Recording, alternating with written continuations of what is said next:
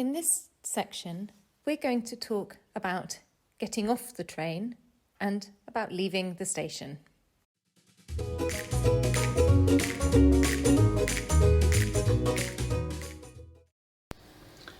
Knowing when to get off the train is really important, and there are different ways you can do this. You can listen to the announcements, you can check the time of arrival, you can count the number of stops if you know how many stations the train will be stopping at, and you can look at the destination signs inside the carriage.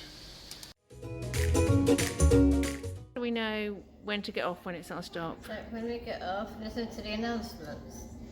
And check the time.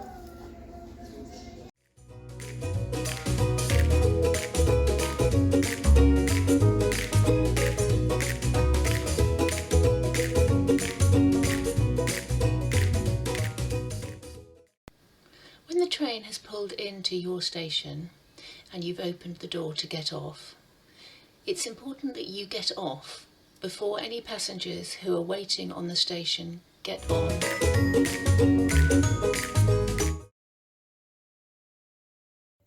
When you get off the train, make sure you get off first. Now you've finished your journey and got off at the station, just follow the way out signs to find the way out of the station.